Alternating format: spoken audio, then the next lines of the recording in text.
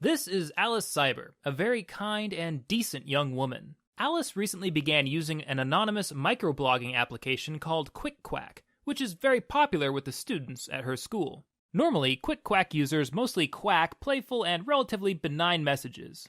But one day, Alice noticed a message that was about her. It said, "Alice Cyber is a scoundrel." Alice scrolled through her Quack feed to see if there were any more messages like this, and indeed there were. The next message was both insulting and threatening. "Malice Cyber," it says, "is going to get what's coming to her. #comeuppance." An anonymous advocate came to Alice's defense. Isn't Alice Cyber that nice girl who's captain of the charity squad?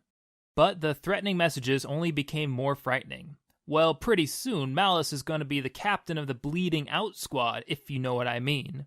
Alice had never been more scared.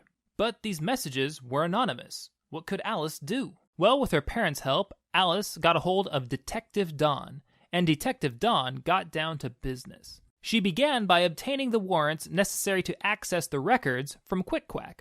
QuickQuack's electronic records led her to the anonymous offender's internet service provider. Detective Dawn obtained another round of warrants which granted her access to the internet service provider's record books. The internet service provider's records identified the offender as Bully Brian. "I'ma fix you up a knuckle sandwich." And with all this evidence in hand, Detective Dawn obtained a warrant for Bully Brian's arrest. Finally, with Bully Brian out of the picture, the threatening messages stopped, and Alice began to feel safe again.